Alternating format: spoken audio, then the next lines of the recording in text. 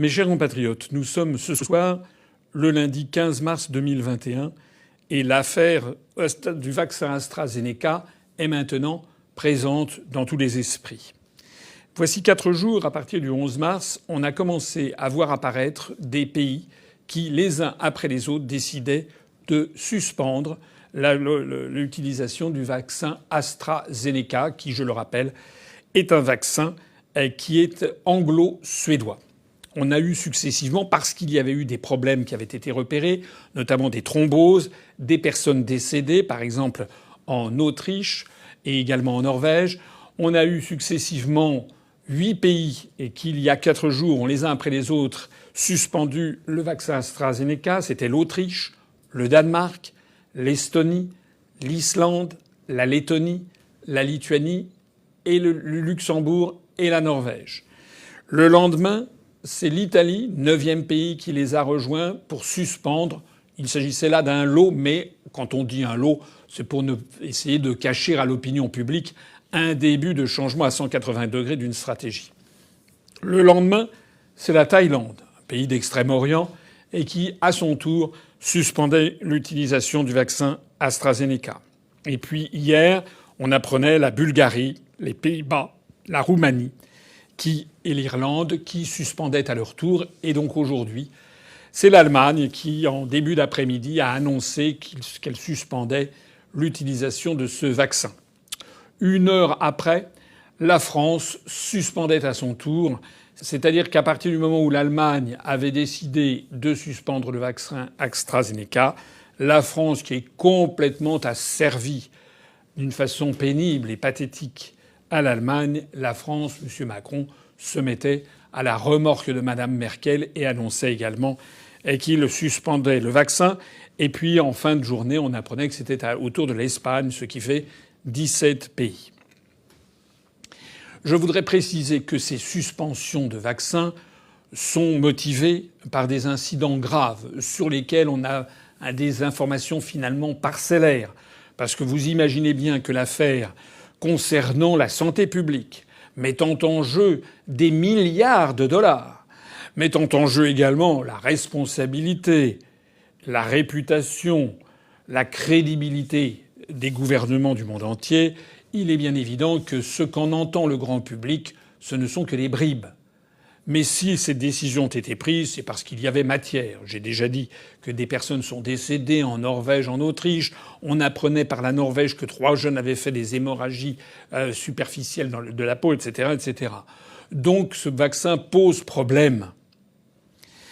Je voudrais ici d'ailleurs réfuter, j'ai vu certaines personnes qui m'expliquent qu'en fait ce serait une attaque contre le Royaume-Uni pour les punir du Brexit. Je n'en crois rien. Puisque ce soir, au moment même où je parle, il y a quand même encore la moitié des pays membres de l'Union européenne qui n'ont pas interdit AstraZeneca. Je rappelle également que certains pays ont un intérêt à ce que le vaccin continue d'être diffusé. Je pense par exemple à la Belgique qui a eu une usine de fabrication sur son territoire, c'est-à-dire sur le sol de l'Union européenne. Je voudrais également rappeler qu'il y a des pays comme la Hongrie, par exemple, qui ont recours, ou la République tchèque, ou la Slovaquie, qui ont recours aux vaccins russes ou chinois et se fichent pas mal d'AstraZeneca, puisque l'Union européenne est devenue une espèce de Titanic où les gens commencent à faire un petit peu tout ce qu'ils veulent. D'ailleurs, il n'y a pas de cohésion particulière. M. Macron a dit que la France suspendait pendant 24 heures. C'était sans doute pour essayer de faire bonne figure face à la gifle diplomatique que Mme Merkel lui a administrée, puisque l'Allemagne a décidé, sans avertir la France, de suspendre son vaccin. Donc M. Macron, pour éviter aussi de mettre trop en porte-à-faux son ministre de la Santé ou son Premier ministre, qui il y a quelques heures encore chantait les louanges du vaccin AstraZeneca, M. Macron essaye de faire passer ça comme une petite péripétie qui va bientôt être réglée. C'est d'ailleurs la tonalité générale des médias français qui essayent de cacher sous le tapis ou de faire passer comme une péripétie, quelque chose qui arrive régulièrement, ce qui en fait est un signal absolument dramatique. Donc pendant que la France dit qu'elle va suspendre pendant une journée. L'Allemagne a dit qu'elle suspend on ne sait pas combien de temps. L'Italie a dit qu'elle suspendait un lot. Maintenant, l'Espagne dit que ça va suspendre 15 jours. Tout le monde se raccroche à une décision qui devrait être par l'Union européenne. La vérité, c'est que là-dedans, nous avons affaire à des gouvernants qui, en fait, ont perdu le sens des responsabilités. Monsieur Véran, le ministre de la Santé, s'est fait injecter ce vaccin AstraZeneca au début du mois de février. Et il a, le 6 mars, envoyé une lettre aux soignants, aux infirmiers, au personnel soignant des hôpitaux pour quasiment exiger qu'ils le fassent. Or, il se trouve que, justement, le personnel soignant des hôpitaux est extrêmement réticent à la vaccination, surtout celle de AstraZeneca, parce qu'il voit sur le terrain que cette vaccination ne se passe pas si bien que cela. Et donc, M. Véran a donc fait un acte de cet autoritarisme insupportable qui insupporte les Français et qui d'ailleurs a mis dans une colère noire les syndicats d'infirmiers qui se disaient mais comment se fait-il qu'on nous impose d'accepter dans notre corps, dans notre chair, un vaccin qui est aussi prématuré et qui donne des résultats que nous voyons sur le terrain qui peuvent poser des problèmes. Quant au Premier ministre, il disait hier sur Twitch, il y a moins de 24 heures avant que la France suspende ce vaccin, il disait encore de lui faire confiance. En réalité, où que l'on regarde ce gouvernement, on ne voit que des scandales. Et en particulier, mais pas seulement, sur la gestion de la Covid-19, dont nous fêterons demain la première année du confinement et qui datait du 16 mars 2020.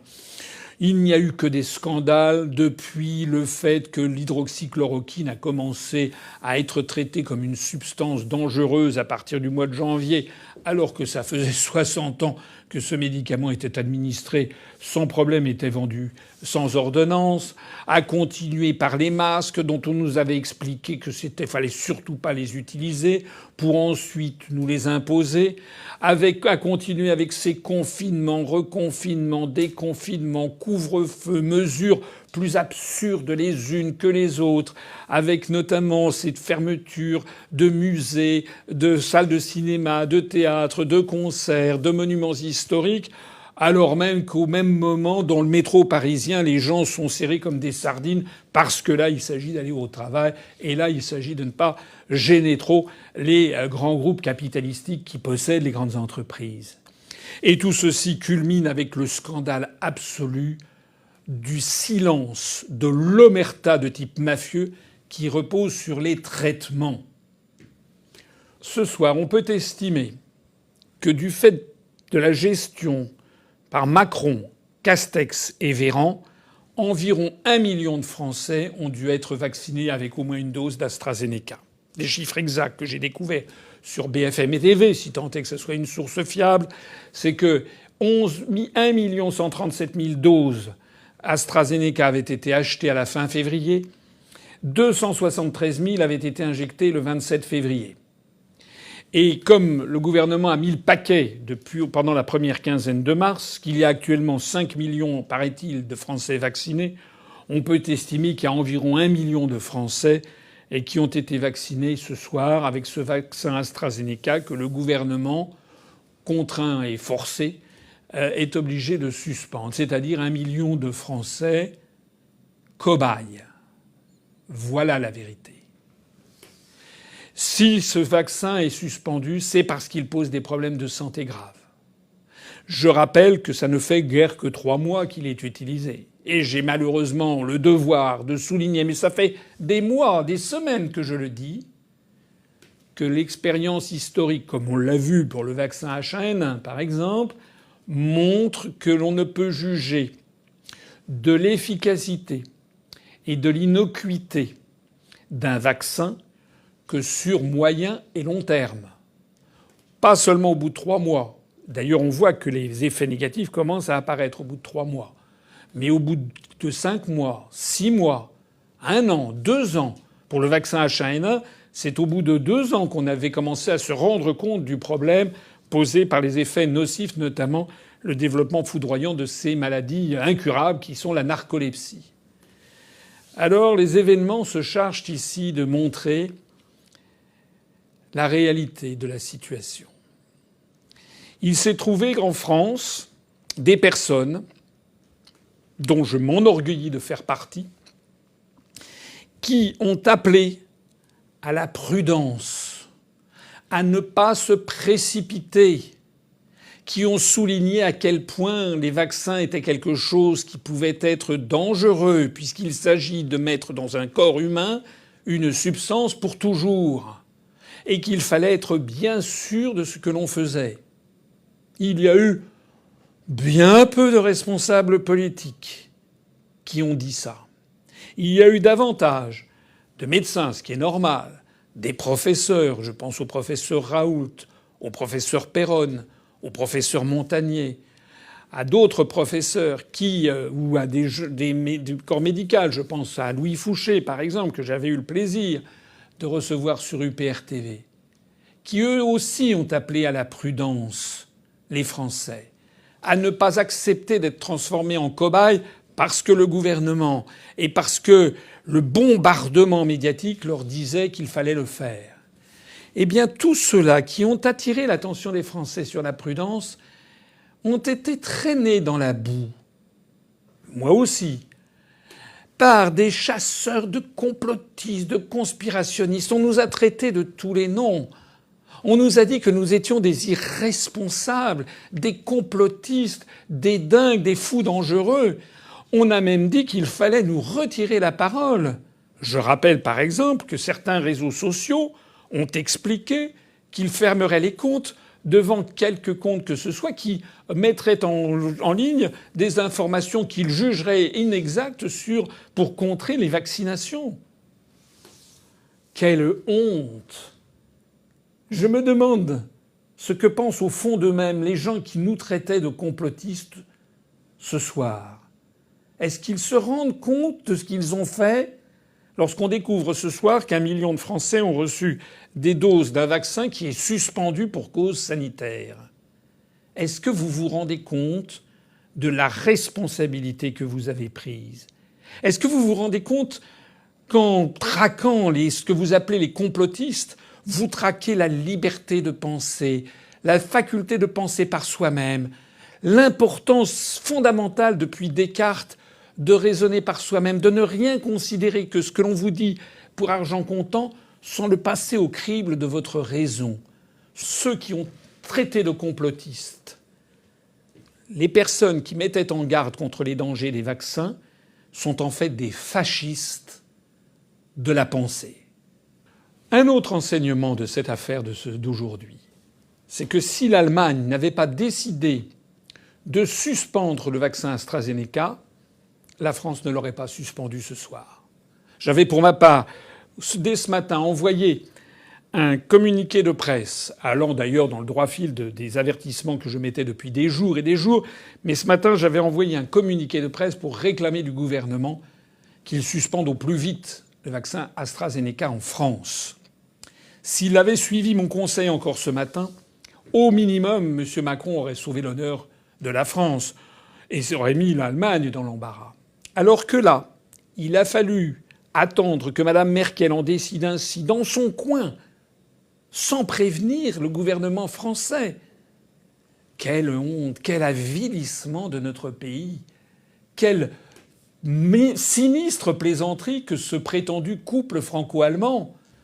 Parce que moi, j'ai été aux affaires. Je sais ce qui se passe dans les cabinets ministériels. Normalement, ce qui aurait dû se passer, c'est que sur une affaire d'une aussi grande importance, il aurait dû y avoir des contacts très nourris, très nombreux et quotidiens depuis des jours et des jours entre le ministère de la Santé français et ses homologues néerlandais, allemands, autrichiens, italiens, espagnols. Pas du tout. C'est de chacun pour soi, comme toujours dans l'Union européenne, mais tous derrière l'Allemagne. En réalité, cette affaire qui vient d'exploser à la figure de tout le monde montre que nos dirigeants sont complètement à la ramasse.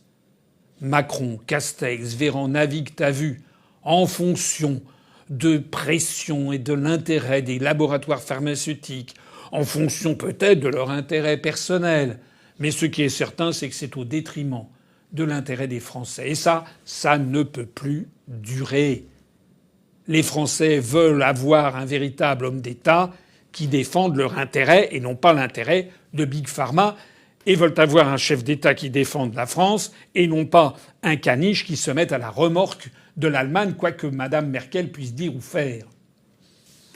Alors, moi j'appelle ici à un sursaut de toute l'opposition, quelle qu'elle soit, sur cette affaire très précisément. Je ne veux pas faire ici un rassemblement général.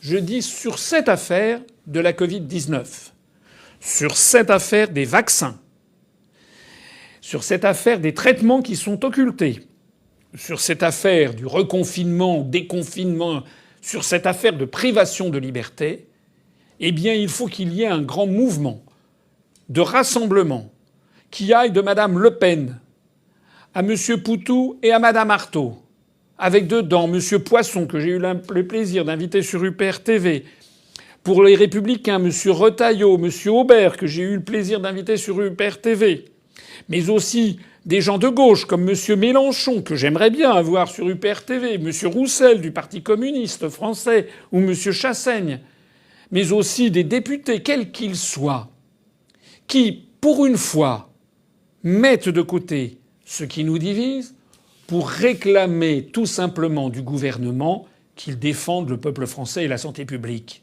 Comme je l'ai fait en lien avec Nicolas Dupont-Aignan et Florian Philippot lorsque nous avons adressé un courrier à Olivier Véran le 2 janvier, ça fait 2 mois et demi, nous n'avons toujours pas eu de réponse. Normalement, dans une république digne de ce nom, ce soir, M. Véran aurait déjà dû présenter sa démission du fait de la lettre absolument scandaleuse qu'il avait écrite au syndicat des personnels hospitaliers, mais M. Castex aussi aurait dû présenter sa démission et la démission du gouvernement du fait que, au-delà de toute prudence, il a forcé 1 million de Français à se faire injecter un vaccin dont on découvre maintenant qu'il pose quand même des problèmes sanitaires tels qu'il commence à être suspendu à travers le monde entier. Bien entendu, je ne me fais pas d'illusions, ni M. Castex ni M. Véran vont démissionner. Mais l'opposition parlementaire a le moyen de réagir, notamment par la motion de censure qui existe dans notre appareil constitutionnel et qui permet de censurer un gouvernement. Et la deuxième façon d'agir, c'est de mettre en œuvre l'article 68 de la Constitution pour appeler et organiser la destitution du président de la République pour manquement grave à ses fonctions. Voilà ce que je voulais vous dire. Vous pouvez en tout cas compter sur l'Union populaire républicaine et sur bien peu d'autres forces pour défendre bec et ongle la santé du peuple français, l'honnêteté, la fiabilité de ses dirigeants. Vous me permettrez aussi de faire ici un appel à mobilisation générale. Il faut arrêter de se comporter comme des agneaux allant à l'abattoir. Les Français ont un besoin viscéral d'avoir une opposition comme celle que nous menons depuis bientôt 14 ans. Je lance ici un appel à toutes celles et à tous ceux qui m'écoutaient. Si vous estimez que nous faisons un travail non seulement salutaire, mais indispensable face au désastre général de la France, je vous le demande. Adhérez à notre mouvement politique. Versez-nous des dons qui sont déductibles à 2/3 de votre impôt. C'est important, c'est fondamental, puisque nous sommes blacklistés de partout, alors que nous avons la conviction, et les événements ne cessent de le confirmer, que c'est nous qui vous disons en toutes circonstances la vérité. Et vous pouvez remonter sur les semaines et les mois écoulés pour découvrir que sur toutes ces histoires de Covid-19, je crois vous avoir toujours dit la vérité sur ce qu'il fallait faire et sur ce qui risquait d'arriver. Vive la France!